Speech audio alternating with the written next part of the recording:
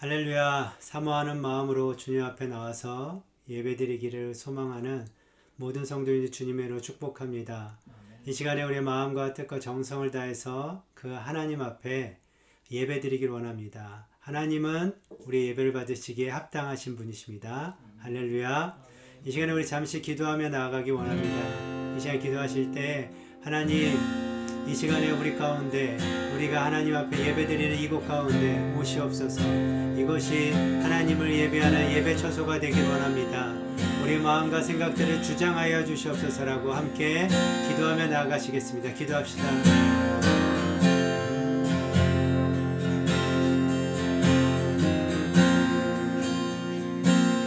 존귀하신 하나님, 위대하신 하나님, 이 시간에 우리가 주님 앞에 간절함으로 나아갑니다. 사모함으로 나아갑니다. 주님만 더욱더 높이기를 원합니다. 하나님을 찬양하고 말씀을 들으며 예배할 때에 하나님이 어떠한 분이신지 더욱더 깊이 있게 깨달아 알게 하여 주시옵소서.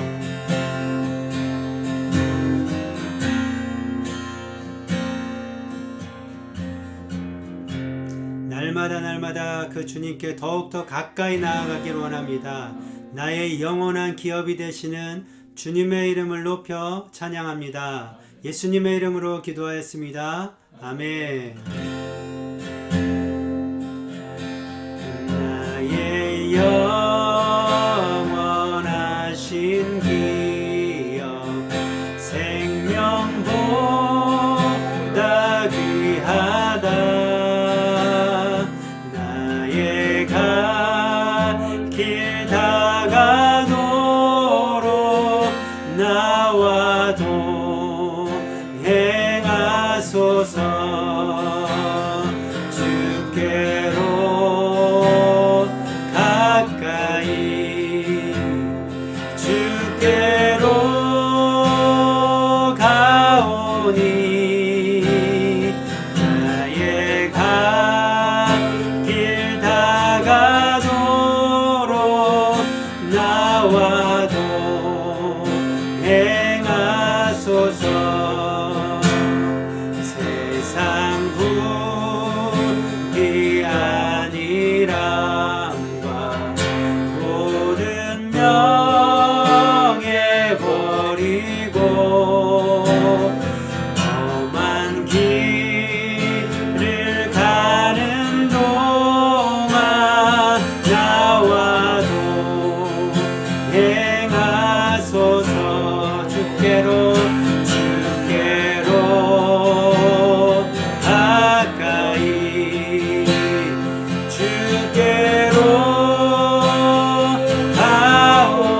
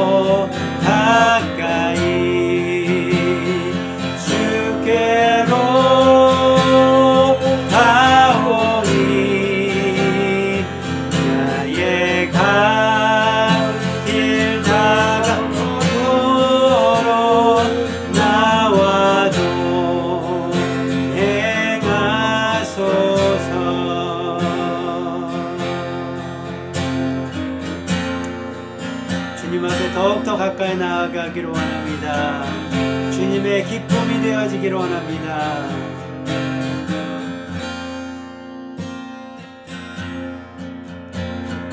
나 주님의 기쁨 되기 원하네.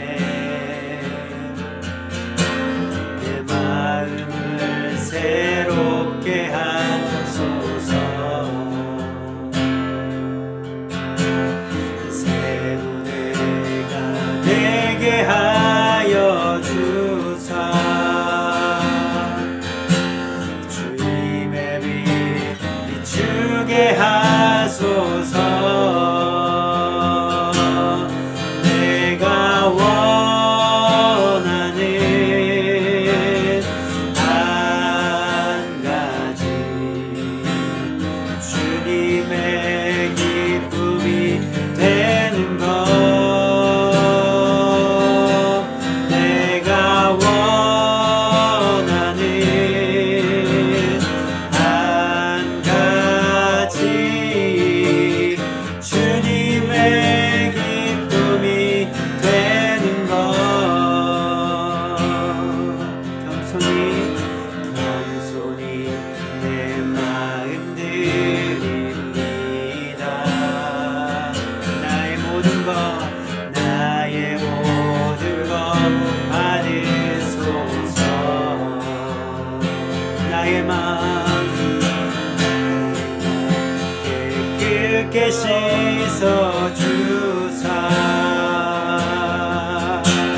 주의 길로 행하게 하소서. 내가 원하는 한 가지 주님의 기쁨이 되는 것. 내가 원하는 한 가지 주님의 기쁨이 되는 것. 내가 원하는 한 가지. 내가 원하는 한 가지 주님의 기쁨이 되는 것. 내가 원하는 한 가지 주님의 기쁨이 되는 것.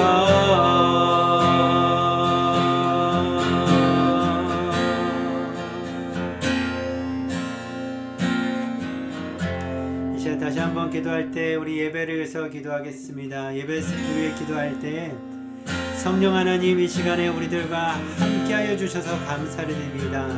성령의 충만한 가운데 목사님을 오늘도 사용하여 주시옵소서라고, 목사님 가운데 주님의 능력을 더하여 주시옵소서라고, 그 입술 가운데 주님 함께하여 주시옵소서라고, 그리고 말씀을 듣는 우리들 가운데 성령 하나님께서 깨달아지는 은혜를 더하여 주시옵소서라고 우리 예배를 위해서 이 시간에 다 함께 간절하게 기도하며 나아가시겠습니다. 기도하시겠습니다.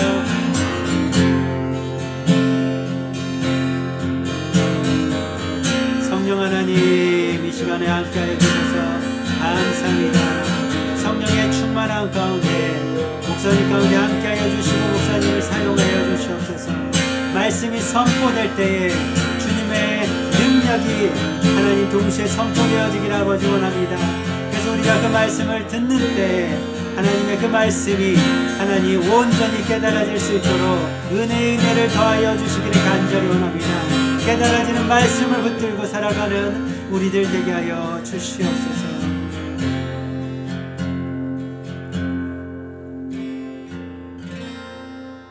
이 시간 우리가 마음을 다해 드려지는 예배 가운데 주인으로 함께하여 주심을 감사를 드립니다.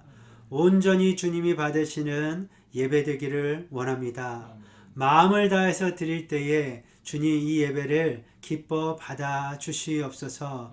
오늘도 사랑하는 목사님 가운데 성령의 충만함으로 능력으로 함께하여 주셔서 하나님의 마음이 하나님 더욱더 분명하게 그 말씀 가운데 살아서 역사하여 주시기를 간절히 소망합니다. 오늘도 귀하게 사용하여 주시옵소서. 말씀을 듣는 우리들 가운데도 성령 하나님 도와주셔서 그 말씀이 깨달아지게 분명하게 깨달아질 수 있도록, 그래서 깨달아진 말씀 붙들고 이 세상 살아가는 복된 인생들 다 될 수 있도록 주님 은혜를 더하여 주시옵소서. 함께하여 주셔서 감사를 드립니다. 예수님의 이름으로 기도드렸습니다. 아멘.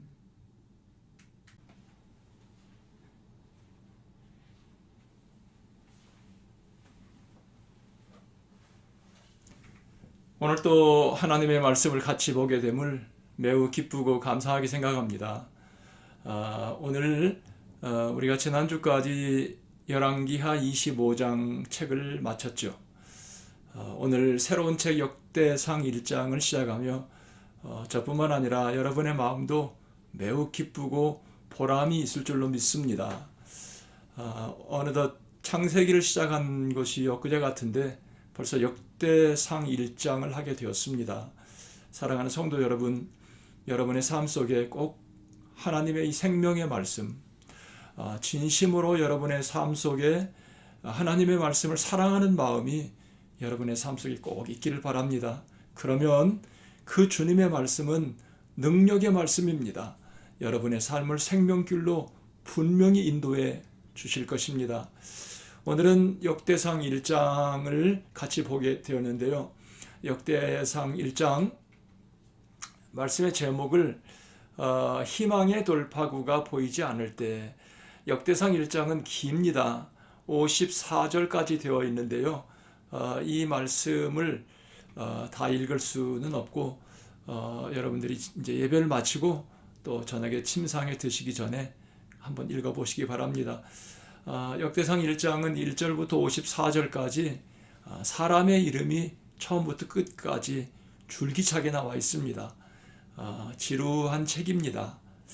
그런데요, 성경은 때때로 우리가 도대체 왜 이런 말씀을 무슨 의미로 역대상 1장에 이렇게 많은 이름을 나열해 놨을까, 여러분 그런 생각을 갖게 되는데요. 하나님의 말씀을 묵상하다 보면 성경 말씀은 토시 하나도 하나님께서 의미 없이 그렇게 기록하게 한 말씀이 없습니다. 오늘 역대상 1장, 역대상 이름부터가 역사를 기록한 책입니다. 그것도 하나로 끝나지 않고 역대상하.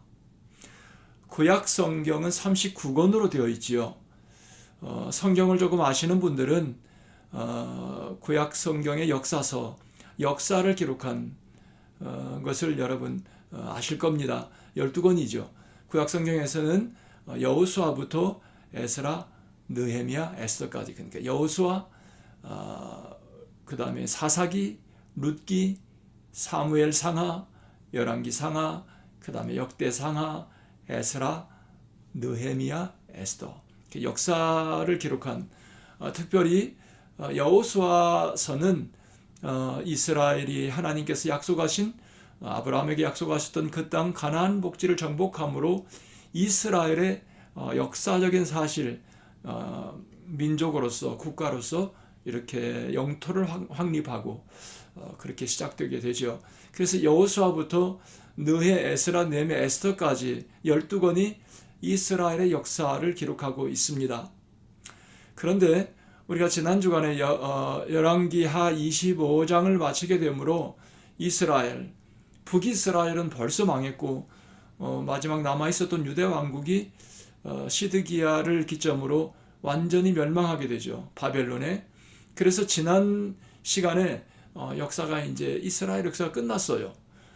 그런데 역대상 다시 이스라엘의 역사, 그것도 이스라엘의 역사, 창세기로부터 새로 시작하는 것. 여러분 성경을 아시는 분들은 왜 역대상하는 창세기로부터 성경을 다시 반복하고 있는가? 아마 그냥 생각 없이 읽으시는 분들은 왜 역대상하는 창세기로부터 성경을 다시 반복하고 있는가 이런 생각을 안 하고 그냥 성경이니까 읽었던 분들도 계실 겁니다. 그런데 오늘은 여러분 꼭 기억하시기 바랍니다. 하나님께서 이 성경 말씀 가운데 마치 역대상하는 창세기부터 이스라엘의 역사, 흥망성쇠의 역사를 다시 간추려서 기록하고 있는 것 맞습니다. 그런데 왜 역대상하는 창세기로부터 성경을 다시 반복하고 있는가? 이스라엘 흥망성쇠를 다윗 왕조를 중심으로 다시 기록하고 있다. 또 이스라엘의 역사를 구속사적인 관점에서 다시 기록한다. 이 부분을 여러분들이 역대상하를 읽으면서 꼭 기억해야 될 두 가지입니다. 첫 번째는 이스라엘의 역사를 다윗 왕조를 중심으로 다윗 왕이 하나님의 역사에 얼마나 중심에 서 있는지 기록하고 있습니다. 두 번째는 역대상하를 이와 같이 성경을 반복하고 있는 듯한 느낌을 주는 이유는 구속사적인 관점에서 이스라엘의 역사를 다시 정리했다. 물론 다윗 왕조를 중심으로 다시 기록했을 뿐만 아니라 더불어서 구원의 이야기, 이렇게 구원의 이야기, 성경은 구원의 이야기임을 역대상하 정리된 역사를 통해서 우리에게 다시 가르쳐주고 있다. 역대상하는 누가 기록했는지, 언제 기록했는지 분명히 말하고 있지 않습니다. 언제, 어디서, 대상은 누구인지. 그러나 성서학자들이 추정하기를 율법학자이며 제사장이었던 에스라는 포로 후기, 바벨론의 포로로 잡혀가서 70년 포로 생활을 마치고 돌아와서 포로 후기 하나님의 말씀을 가르쳤던 제사장 에스라, 율법학자.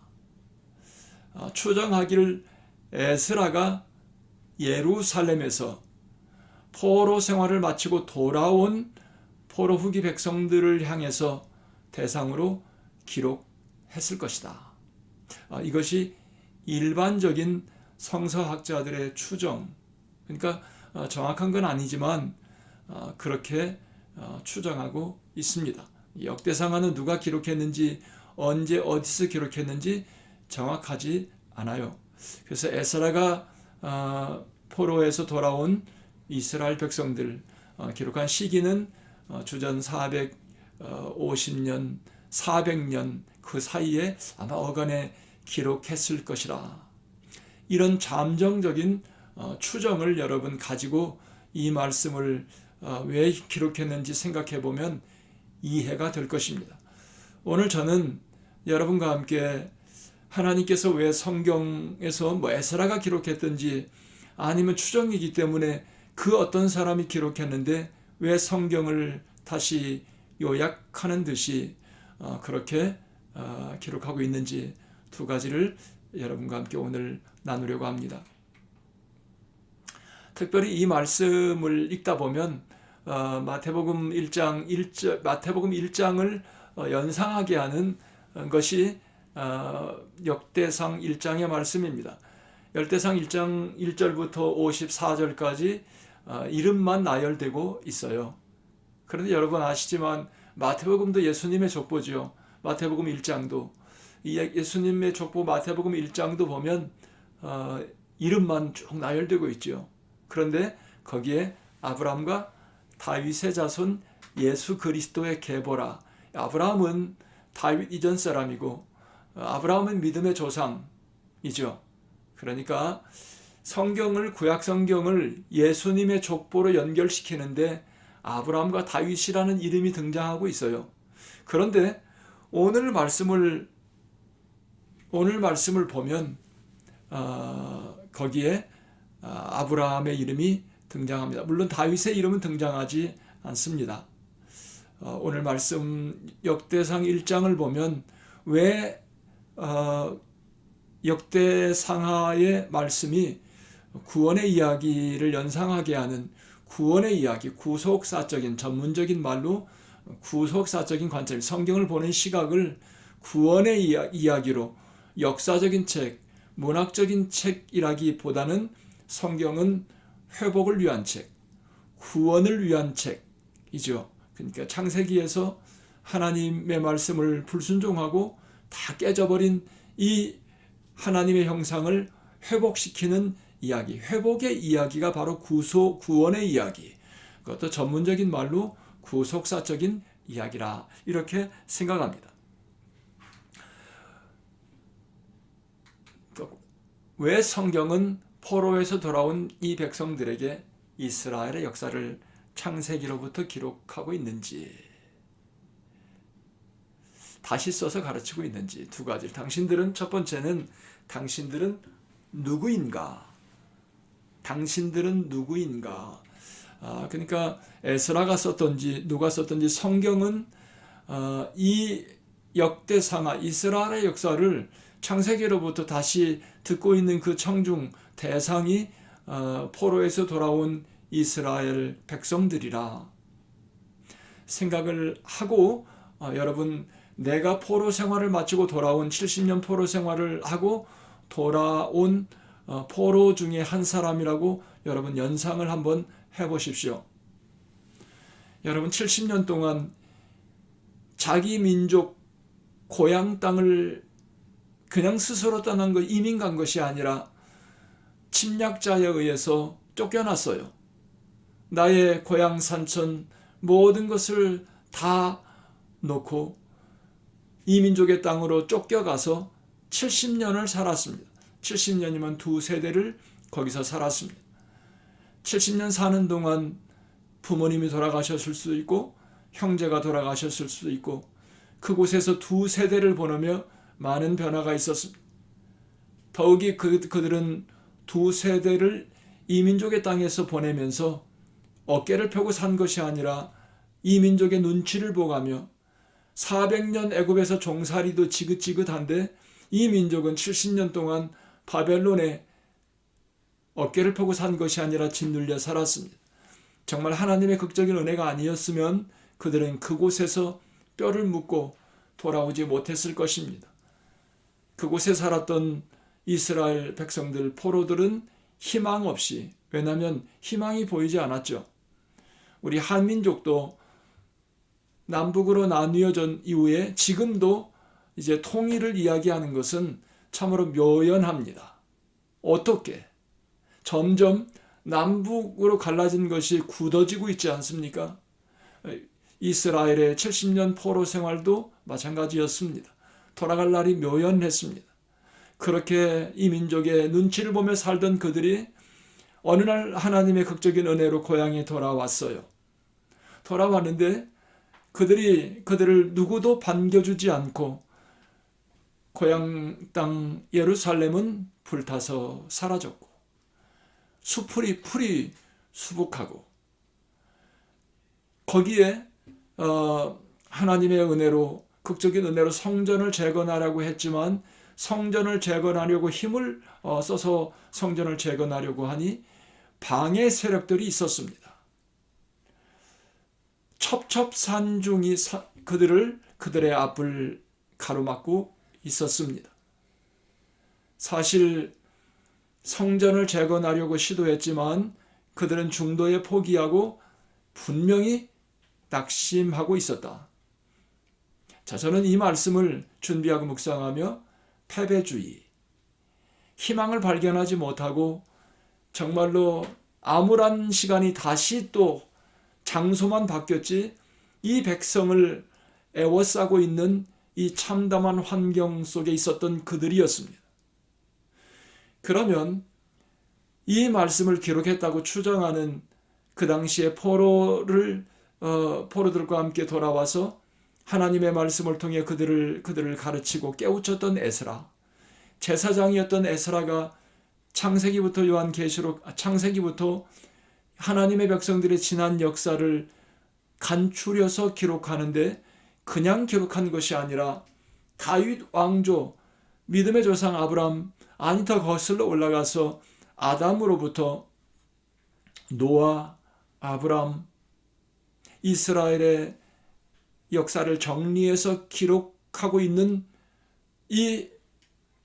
그 성경의 저자, 성경은 이스라엘 백성들에게 무슨 의도로 이와 같이 역사를 반복하고 있는가? 저는 이 말씀을 보면서 당신들은 누구인가? 에스라든지 아니면 그 누구든지 성경은 고토로 돌아와서 패배주의와 어느 것도 우리는 되는 것이 없구나. 바벨론에 있을 때 극적으로 살아서 돌아왔는데 여기서도 우리에게 방해 세력이 있고 도대체 이 민족은 어디로 가야 된단 말인가? 하나님께서 에스라를 통해 성경은 그들에게 당신들이 누구인지 뿌리부터 기록하고 있다. 이것을 역대상 1장을 우리가 접하고 넘기면서 하나님께서는 그들의 뿌리에 대하여 다시 말씀하며 너희들이 누구인지, 왜 너희들이 70년 포로 생활을 했는지, 그리고 돌아와서 지금 패배주의와 낙심하며 어깨를 늘어뜨리고 의욕을 상실하고 있는 그들을 향해 성경은 도전하고 있다. 무엇을? 당신들은 누구인가? 영적인 자존감을 회복하라. 너희들의 뿌리가 누구인지, 너희들이 누구인지를 알라. 여러분, 이것은 대단히 중요한 것입니다. 비록 너희들은 바벨론에 잡혀가서 70년 동안 나라를 잃고 고토에서 그렇게 고토를 갈망하며 그렇게 짓눌리며 살았지만 아담으로부터 내려오는 믿음의 혈통, 아담 할아버지로부터 시작해서 너희들의 조상 노아 그리고 아브라함의 후예들임을 다시 한번 그들에게 상기시켜 주시는 그들의 선생님, 그 에스라든지 누구든지 상관없습니다. 성경이라고 하는 것이 더 좋을 수도 있습니다. 성경은 패배주의에 눌려있는 이 백성들을 향해 너희들이 누구인지 잊지 말라고 도전하는 듯 합니다. 성경은 역대상 1장 아담으로부터 시작된 족보 이야기, 저는 예수님의 족보 마태복음 1장이 문득 떠올랐습니다. 역대상 1장에서 믿음의 사람 노아, 믿음의 조상 아브라함의 이름이 등장하는 것을 보며 감동이 있었습니다. 왜 그렇습니까? 그들은 믿음의 사람들이었습니다. 그들은 환경을 따라 살지 않고 환경을 초월하여 하나님께서 그들을 향해 부르신 그 부름의 목표를 향해 살았던 믿음의 사람들이었습니다. 지금 역대상을 포문을 열고 있는 하나님의 사람 에스라, 성경의 저자, 성경은 이와 같이 이스라엘에게 도전하고 있습니다. 너희들이 비록 70년 포로 생활을 하고 돌아와서 희망이 보이지 않고 첩첩산중이라고 낙심하고 있지만 너희들의 조상들이 어떻게 살아갔는지 다시 생생한 목소리를 통해 하나님의 사람을 통해 그들을 도전하고 있는 책이 바로 역대상 1장이라고 저는 믿습니다. 믿음의 뿌리, 조상의 너희들의 이 민족의 뿌리가 어떻게 살아왔는지,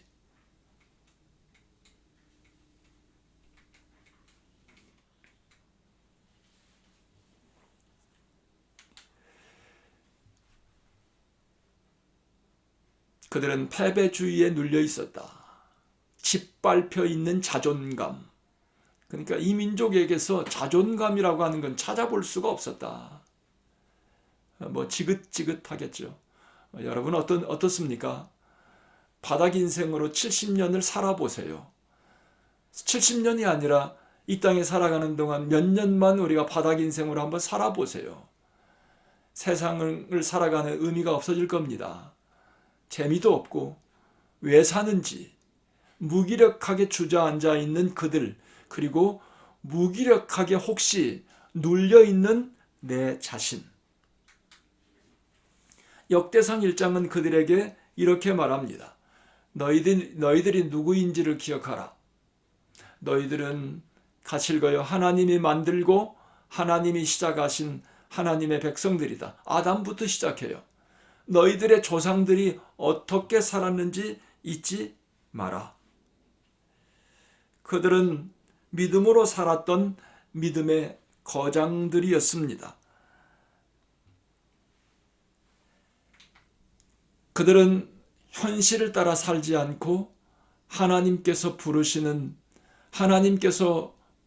그 목표, 비전을 향해 걸어갔던 사람들이 그들의 조상들, 바로 역대상을 기록하고 있는 성경의 저자를 통해 선포되고 있는 그 이름을 그들은 익숙하게 기억하고 있었을 것입니다. 왜 노아를 모릅니까? 왜 아브라함을 그들이 70년이 지났다고 잊었을까요? 아닙니다. 단순히 그 이름을 말하고 있지만 아담으로부터 시작된 이 민족의 뿌리, 이 민족이 어떻게 걸어왔는지, 이 민족은 어떻게 살아왔는지, 하나님의 백성으로서 그곳에 등장하는 노아나 아브라함, 놀라운 이름들입니다. 그들은 현실을 따라 살지 않고 하나님이 부르시는 비전과 목표를 보고 걸어갔던 사람, 그들은 현실을 뛰어넘어 하나님의 뜻을 추구하고 살아간 사람들, 하나님의 인도하심으로 살아가는 사람들. 그런데 이 믿음은 저는 하나님이 주신 선물이다. 하나님이 주신 선물이다. 이 믿음은.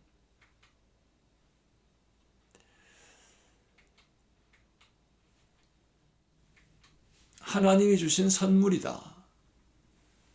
여러분은 여러분의 마음속에 생긴 믿음을 설명할 수 있습니까? 아무도 설명할 수 없다고 저는 믿습니다. 어떻게 내 마음속에 보지도 않은 하나님이 천지를 창조하셨다는 것, 하나님께서 하나님의 형상을 따라 사람을 지으셨다는 것, 어떻게 예수님께서 내 죄를 위해 십자가에 돌아가셨다는 사실을 내가 믿을 수 있는지 누가 설명할 수 있습니까?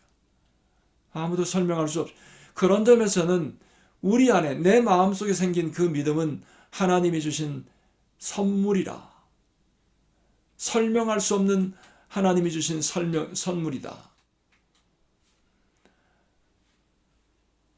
이 말을 여러분 꼭 기억했으면 좋겠습니다. 나 자신도 설명할 수 없는 믿음. 성경은 의욕을 상실하고 낙심한 채 주저앉아 있는 이 백성들, 그들을 도전하며 너희들이 누구인가? 믿음은 분명히 내가 선택했고 내가 믿었습니다. 내가 교회에 왔고 내가 예수 믿기로 결심했습니다. 하지만 그 믿음이 생기기까지 하나님께서 내 마음을 감동하시지 않았더라면 또 하나님의 은총 없이는 불가능하다. 하나님께서 내 마음을 감동시키지 않고 하나님께서 내 마음속에 은혜를 부어주시지 않았더라면 내 마음속에 어떻게 믿음이 생길 수 있습니까? 사람의 마음이 얼마나 교만합니까? 사람의 마음이 얼마나 단단합니까? 내 논리로 완전히 파악이 되지 않고 이해가 되지 않으면 도대체 받아들이려고 하지 않는 것이 사람의 마음이 아닙니까?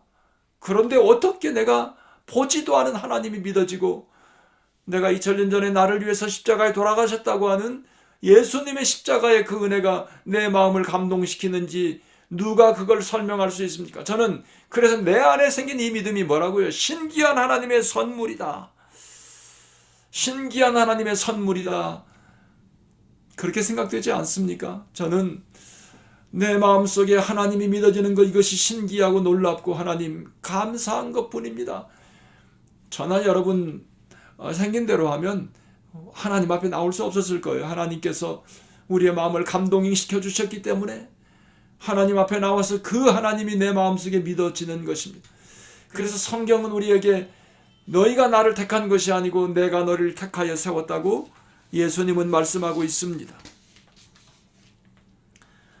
포로 훅이 무너진 성전터를 바라보며 낙심하고 한숨 쉬고 있었던 이 백성들, 성경은 역대상 1장 말씀을 통해 오늘날 우리를 도전하고 있고 그 옛날 그들을 도전하고 있는 것입니다.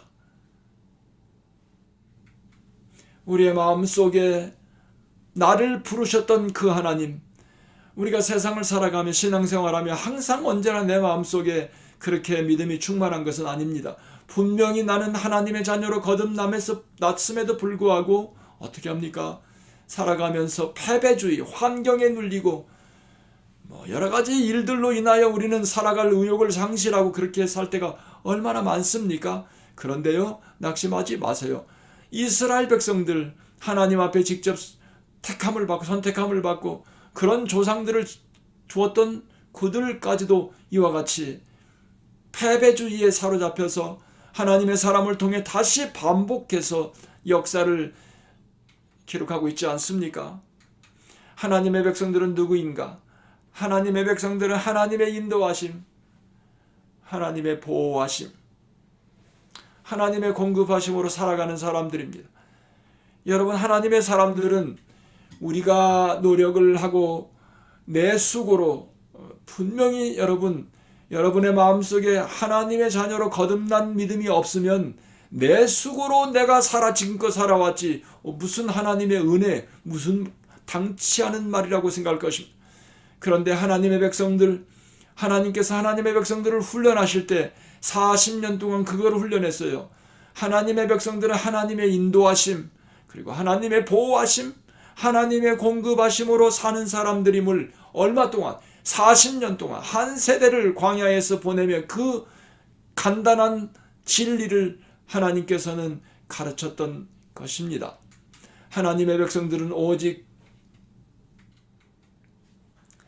너희는 먼저 그의 나라와 그의 의를 구하라.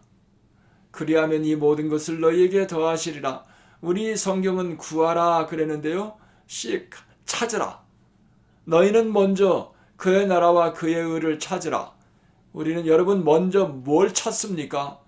사람을 찾습니까? 아니면 기회를 찾습니까? 아니면 어떤 능력, 나에게 도움이 될 만한 뭘 찾습니까? 뭘 찾느냐가 중요해요. 그런데 너희는 먼저 그의 나라와 하나님의 나라가 내 안에 온전히 이루어지도록 그것을 찾으라. 그걸 구하라. 그리하면 이 모든 것을 이미 32절까지 말했던 이 모든 것, 우리가 먹고 마시고 누리고 인도함, 보호함, 공급하심, 이 모든 것들을 다 채워 더하여 주신다고 말씀하셨습니다. 여러분, 우리 안에 있는 이 믿음은 금보다 귀한 믿음입니다. 금보다 귀한 믿음. 오늘 이 밤에 여러분의 마음속에 닷줄같이, 반석같이 여러분 세워져 있어야 됩니다. 그러면 여러분이 이 땅에 살아가는 동안 여러분의 삶은 견고하게 현실의 상황에 눌리지 않고 패배주의, 절망감, 낙심, 환경에 따라서 이리저리 끌려다니는 것이 아니라 어떻게 해요? 하나님께서 나와 함께 하시기 때문에 하나님께서 나를 향한 비전과 하나님의 목표를 향해 현실을 뛰어넘는 그런 놀라운 능력 있는 삶을 살게 될 줄로 믿습니다. 여러분, 당신은 누구인가? 역대상 1장의 말씀, 수없이 나열된 그 족보 이름, 아담으로부터 나열된 족보 이름을 통해 성경은 그 당시 패배주의에 빠져 있었던 포로 훅이 그들을 향하여 도전하고 있습니다. 너희들이 누구인가? 뿌리를 생각해 보라. 우리는 세상을 살아가며 내가 누구인지, 내가 어떻게 하나님의 백성이 되었는지, 내 안에 있는 그 믿음, 설명할 수 없는 믿음으로 내 삶의 새로운 계기가 되기를 바랍니다. 내 안에 있는 이 믿음, 금보다 더 귀한 믿음. 두 번째는 그들은 하나님과 동행하는 자들이었다. 하나님과 동행하는 자들이었다. 역대상 1장에서 여러분 샛별처럼 우리 눈에 들어오는 몇 사람의 이름이 있습니다. 아까 제가 오늘 말씀을 시작하면서 역대상 1장을 읽다 보면 마태복음 1장을 읽는 듯한 느낌이 든다고 말씀드렸죠. 이와 마찬가지로 그 안에 역대상 1장에 여러분 잘 알지 못하는 많은 이름들이 있는데 좋아요. 패스하세요. 패스하지만 여러분에게 익숙한 그 몇 사람의 이름이 있습니다. 그 이름을 여러분 놓치지 말아야 합니다. 1절부터 4절, 26절, 28절에 보면 오늘 역대상 1장 아담, 셋, 그 다음에 에노스라고 하는 이름이 나오죠. 아담의 이름 여러분 모르시는 분 없어요. 그 다음에 2절에 가면 게난, 마알랄렐, 야렛, 그 다음에 3절에 가면 에녹이라고 하는 이름이 나오죠. 여러분 잘 무드셀라, 성경에서 가장 오래 장수한 사람, 969살을 살았어요. 라멕의 아들 노아, 모르는 사람 없죠. 노아의 아들 셈, 함, 야벳은 조상들이라. 그 다음에 26절 28절에 보면 스룩, 나홀, 데라, 그 다음에 아브람, 곧 아브라함은 그들은 조상들이죠. 아브라함의 자손은 이삭과 이스마엘이라. 여러분 성경에 보면 역대상 1장에 많은 이름 54절까지 있지만 그 이름 다 기억하지 못해도 돼요. 오늘 이 말씀 가운데 정말 우리의 눈을 벌쩍 뜨게 하는 감동을 주는 이 네 사람의 이름을 여러분 기억하시면 됩니다. 첫 번째는 에노스라고 하는 사람이에요. 에노스라고 하는 사람은 창세기 4장 26절에 나오는데요. 어떻게 에노스는 아담의 손자예요. 아담의 아들은 가인과 아벨이 있었죠. 가인이 아벨을 죽였어요. 그럼 가인의 이름이 올라가야 되겠지만 가인의 이름 나오지 않았어요. 아벨은 죽었어요. 그의 선물로 대신 준 아들을 셋이라고 하죠. 셋은 아담의 아들이에요. 그러니까 아담, 셋, 그 다음에 셋의 아들이 누구예요? 에노스, 아담의 손자예요. 에노스, 창세기에 보면 에노스가 누굽니까? 셋도 아들을 낳고 그의 아들의 이름을 에노스라고 했다. 그러니까 아담의 손자야. 에노스라 하였으며 그때의 에노스 때의 사람들이 같이 읽어요. 비로소 여호와의 이름을 불렀더라. 비로소 에노스 때에 하나님의 이름을 불렀다. 창조주 하나님의 이름을 알아보고 할렐루야. 에노스의 이름을 잊지 마십시오. 에노스 때 아담의 손자 세 아들 에노스 때 비로소 하나님의 이름을 불렀다. 그 다음에 두 번째는 에녹이라고 하는 사람입니다. 아까 읽었던 에녹이라는 이름이 나오는데요. 에녹은 창세기 5장 21절로 22절 24절에 보면 에녹에 대하여 나와요. 에녹은 65세에 무드셀라를 낳았어요. 가장 장수한 사람 무드셀라를 낳고, 무드셀라를 낳은 후 에녹은 어떻게 했어요? 같이 읽어요. 300년을 하나님과 동행하며 자녀들을 낳았으며, 또 에녹이 하나님과 동행하더니 하나님이 그를 데려가심으로 세상에 있지 아니하였더라. 그러니까 에녹은 300년 동안 무드셀라를 낳은 후 300년을 하나님과 동행하며 자녀를 낳고, 에녹이 하나님과 동행하더니 하나님과 동행했던 그들의 조상, 너희들의 조상은 하나님과 동행했던 에녹의 이름, 에녹의 후예들이다. 지금 패배주의와 환경에 눌려서 어깨도 펴지 못하고 방해 세력에 의해서 성전재건 하나님께서 그들을 고향 땅으로 돌려보내신 하나님의 선한 뜻을 다 잊어버리고, 아니면 그냥 포기하고 자포자기하고 그렇게 주저앉아 있는 그들을 향하여 에녹의 하나님과 동행했던 에녹을 이름 하나로 그들은 에녹의 삶을 기억했을 것입니다. 뿐만 아니라 그 다음에 보면 노아라고 하는 이름이 나오죠. 노아라고 하는 이름이 거기 나오는데, 노아는 창세기 6장 9절에 보면 이것이 노아의 족본이라. 노아는 의인이요 당대의 완전한 자라. 같이 읽어요. 그는 하나님과 동행하였으며. 그러니까 노아도 하나님과 동행했어요. 노아. 그 다음에 아브람도 아까 역대상 1장에 보면 아브라함의 이름이 나오는데, 히브리서 11장 8절 10절에 보면 믿음으로 아브라함은 부르심을 받았을 때에 순종하여 장래의 유업으로 받을 땅에 나아갈세. 같이 읽어요. 갈 바를 알지 못하고 나아갔으며, 방향을 몰라. 어느 쪽으로 가야 됩니까? 매일 아침 아브라함은 하나님 어디로 가야 되나요? 동으로 가는, 서로 갑니까? 이는 그가 하나님이 계획하시고 지으실 터가 있는 성을 바랐습니다. 알지 못하고 하루 아침 시작할 때 기도하고 믿음으로 이곳이라고 생각하고 나가면서, 어떤 생각, 어떤 믿음으로 하나님이 그곳에 가면 계획하신 지으실 터가 있는 성을, 하나님이 준비한 그 성을 바라보며 나갔다.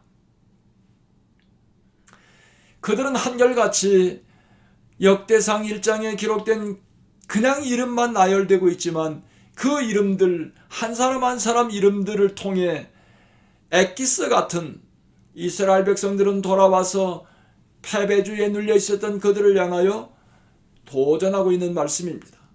사랑하는 성도 여러분, 세상을 살아가며 오늘날 우리도 마찬가지입니다. 내 주변에 내가 정말 살아갈 돌파구를 찾지 못하고 눌려서 사방으로 우겨쌈을 당하고 있는, 여기를 봐도 저기를 봐도 희망이 보이지 않는 내 삶을 쳐다보며 오히려 주님께서 우리에게 도전하고 계십니다. 우리는 예수 그리스도를 통해 오늘 역대상 1장에 그 에노스, 에녹, 노아, 아브라함, 역대상 1장뿐만 아니라 그 말씀은 마태복음 1장에서 연결되고 있어요. 아브라함과 다윗의 자손 예수 그리스도의 세계라. 그 예수 그리스도를 통해 우리도 이 역대상 1장의 말씀이 우리를 도전하고 있는 거예요. 여러분의 삶을 향하여 그 저자가 누구인지, 성경이 바로 저와 여러분 우리 모두를 향해서 도전하고 있다고 여러분 생각해야 됩니다. 하나님께서는 오늘 이 시간 우리를 도전하고 있습니다.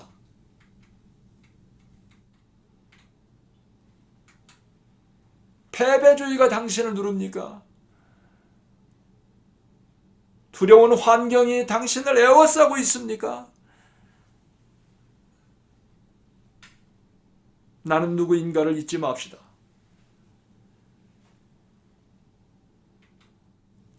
오늘 말씀처럼 영적인 자존감, 하나님께서 나를 얼마나 사랑하시는지, 신앙생활하며 한 번쯤은 하나님께서 나만을 사랑하는구나, 이런 착각이 들을 만큼 하나님의 은혜를 경험해야 됩니다. 아마 여러분의 마음속에 그런 믿음이 있다면 설명할 수 없는 하나님이 믿어지고, 하나님이 믿어지고 예수님이 십자가에 나를 위해서 돌아가신 그것이 나는 믿어집니다. 이런 설명할 수 없는 믿음이 있다면 하나님께서 여러분에게 분명히 오늘 이 시간 역대상 1장의 말씀을 통해 도전하고 계십니다.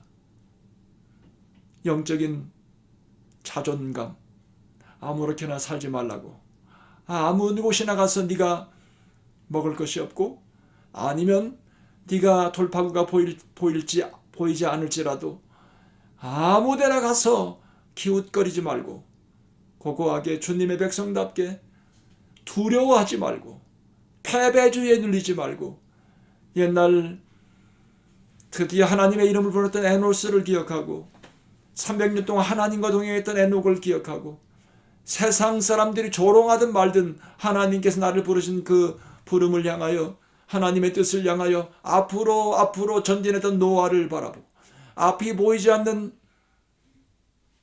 그곳을 향하여 믿음으로 나아갔던